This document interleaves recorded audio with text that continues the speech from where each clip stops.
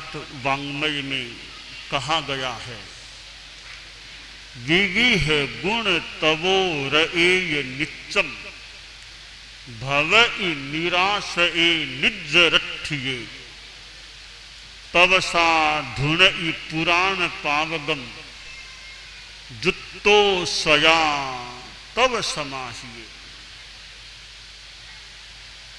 जैन धर्म में तपस्या की बात भी आती है। संबर और निर्जरा नव तत्वों में छठा तत्व संबर है और सातवां तत्व निर्जरा है। संबर का तो बहुत ही ज्यादा महत्व है कि संबर हो जाए, पाप कर्मों का आगमन रुक जाए, बंद हो जाए। जैसे एक नाला है, उसमें से कुंड में पानी आता है, नाले को बंद कर दिया जाए फिर कुंड में पानी नहीं आएगा।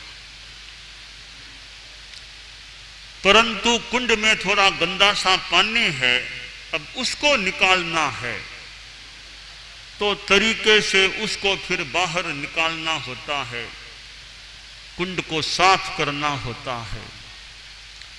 तो नया पानी न आए उसके लिए तो नाले को बंद कर दो, फिर जो पानी है गंदा सा जो उसको निकालने की प्रक्रिया करो। इसी प्रकार हमारी आत्मा एक प्रकार की कुंड है, उसमें नए सिरे से पाप कर्मों का आगमन न हो, उस आने के रास्ते को, कर्मों के आगमन के रास्ते को बंद कर देना, यह तो संबर हो गया।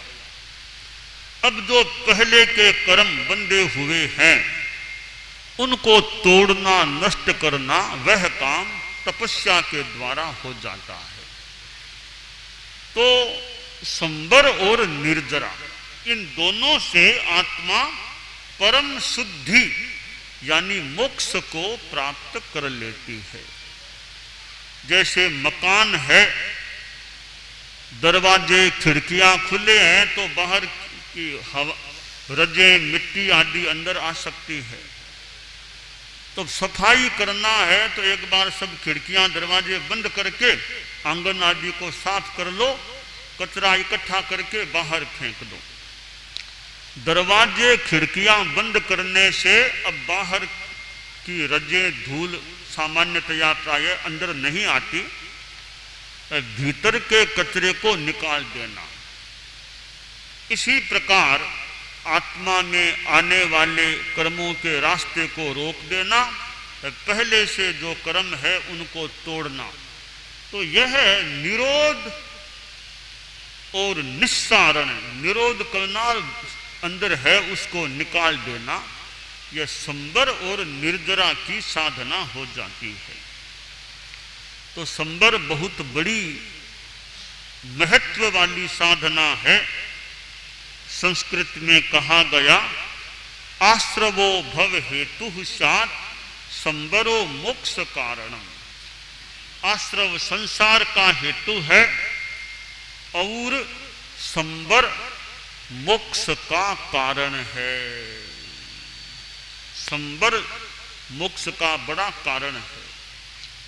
तो तपस्या से कर्म तोड़े जाते हैं, टूटते हैं, वह निर्जरा होती है। विविध प्रकार के तप होते हैं। अनाहार की तपस्या, उपवास, बेला तेला आदि आदि, उनोदरी करना, रस परित्याग, विगय छोड़ देना, वृत्ति संक्षेप करना, अभिग्रह करना आदि आदि अनाहार की साधना के अंग हैं। इधर कायोत्सर्ग है, ध्यान है, स्वाध्याय है, कायक्लेश है, प्रतिसंलीनता, विनय, वैयावृत्य, स्वाध्याय, 6 बाह्य तप है और 6 प्रकार का आभ्यंतर तप है। जैसे गोल्ड सोना है अग्नि से वह निखार को, शुद्धता को प्राप्त हो जाता है। उपाध्याय विनय विजय जी ने कहा, यथा सुवर्णस्य शुचि स्वरूपम दीप्तः कृशानुः प्रकटीकरोति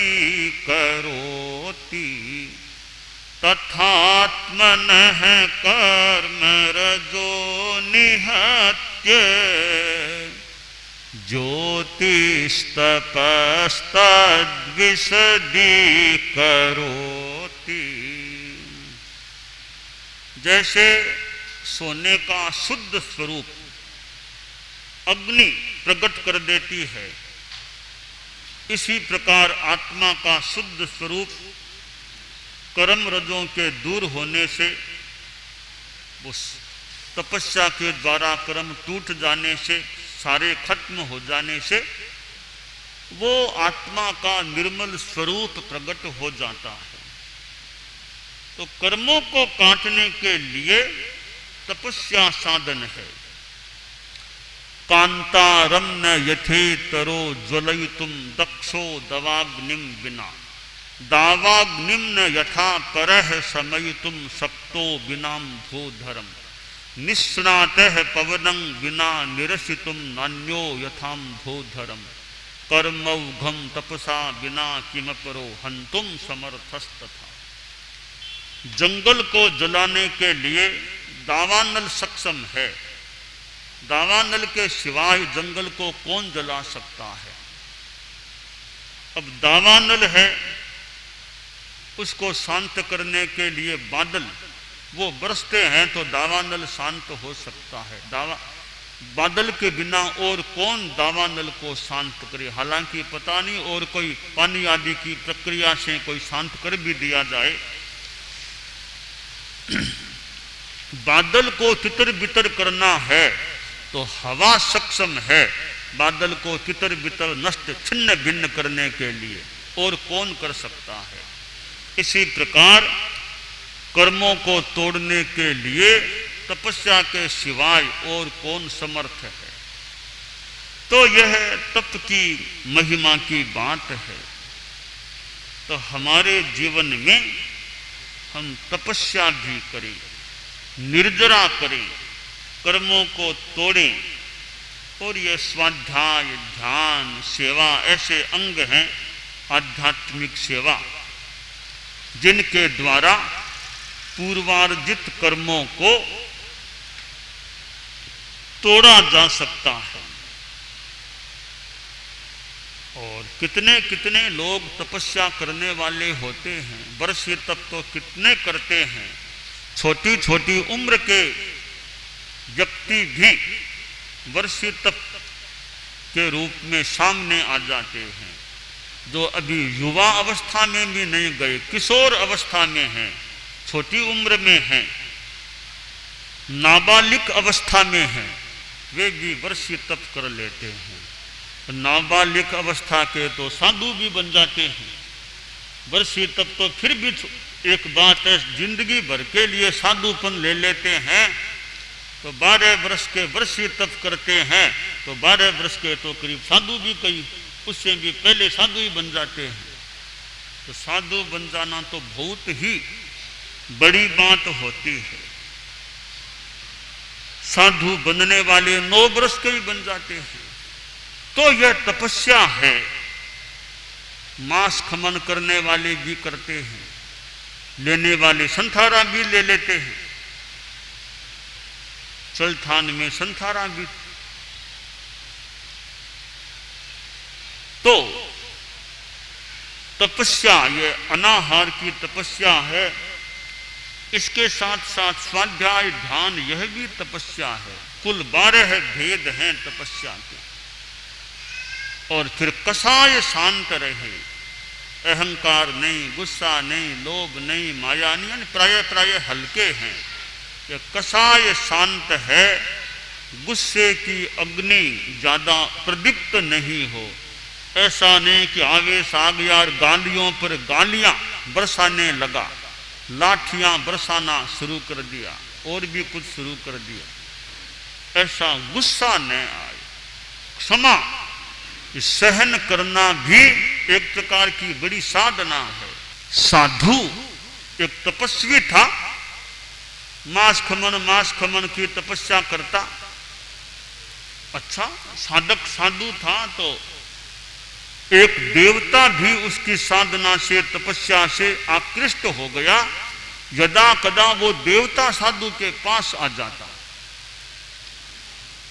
तो साधु को संभवतः थोड़ा अहंकार भी कि मेरे पास तो देवता आते हैं। घमंड नहीं करना चाहिए, देवता आ गए तो आ गए, हमें किसी को भी घमंड नहीं करना चाहिए। और साधु में थोड़ा घमंड भी था और गुस्सा भी था। एक बार वो मांस खमन का जब संपन्नता हो गई, पालना के लिए गोचरी के लिए जाना था और साधु स्वयं गोचरी के लिए गया। मांस खमन का पालना और खुद गोचरी जाना कितनी विशेष बात है। वरना तेला चोला हो तो भी कह दे रहे गोचरी में दूसरे ला के दो, खुद साधु गोचरी गया।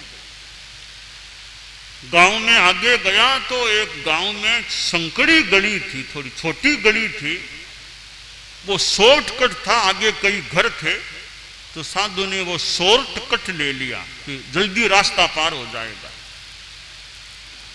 तो वो संकड़ी गली में से साधु जा रहा था, सामने से एक धोबी भी शॉर्टकट लेकर के इधर आ रहा था। धोबी के पास कपड़ों का गट्ठर था तो इधर से साधु गया, उधर से वो धोबी आया और गली भी संकड़ी थी। दोनों आपस में भिड़ गए, एक दूसरे के लग गए। तो साधु को गुस्सा आ गया कि मेरे भिड़ गया ये तो साधु गुस्से में थोड़ा बोल गया कि अरे तुम अंधे हो क्या, साधु के तुम भिड़ गए हो।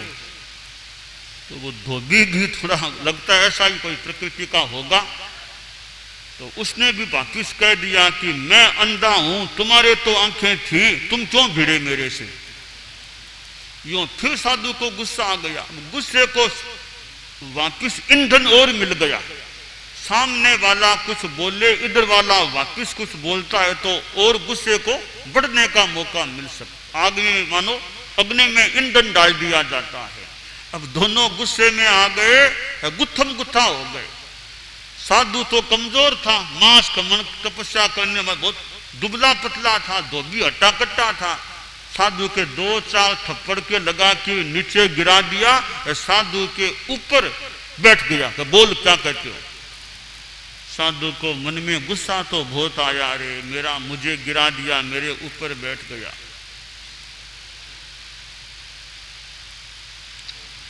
फिर भी साधु में अहंकार।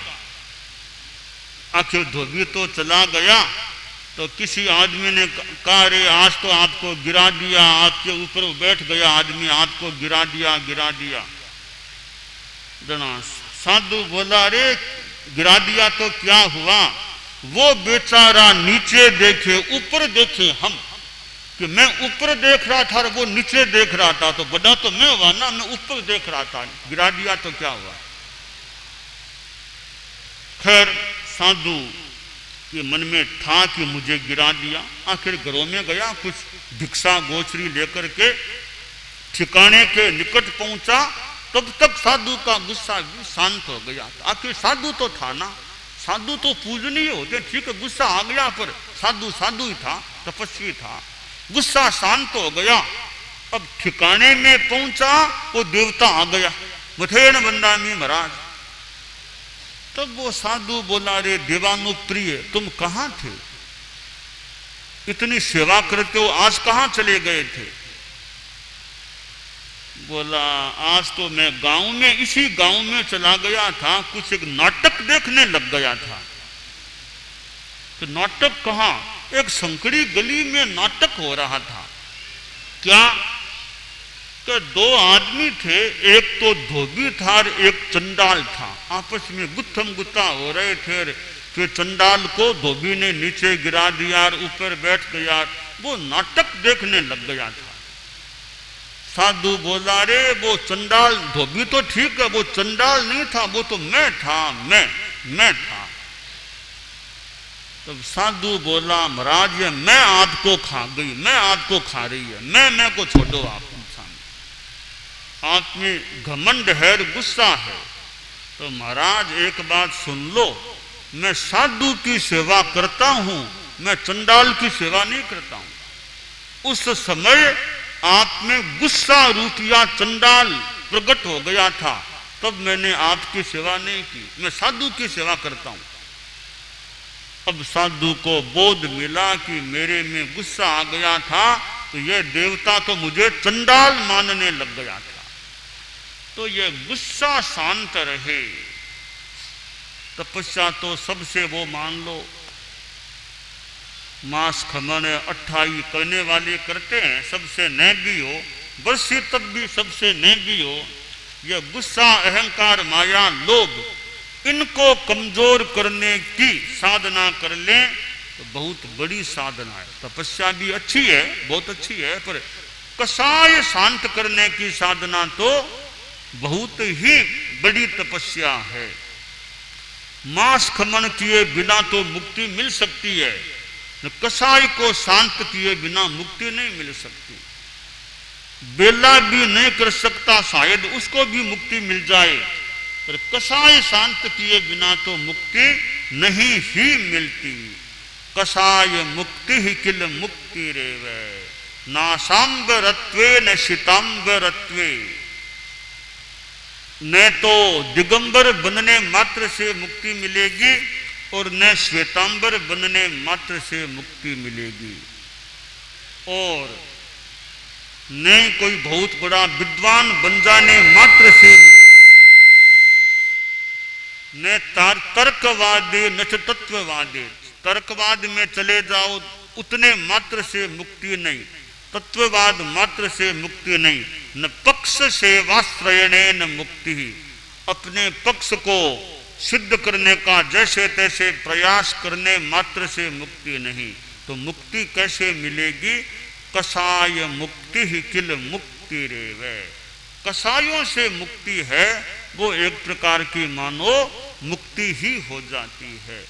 इसलिए हम कसाय, गुस्सा, अहंकार, माया, लोभ, राग, द्वेष, घृणा, इन चीजों को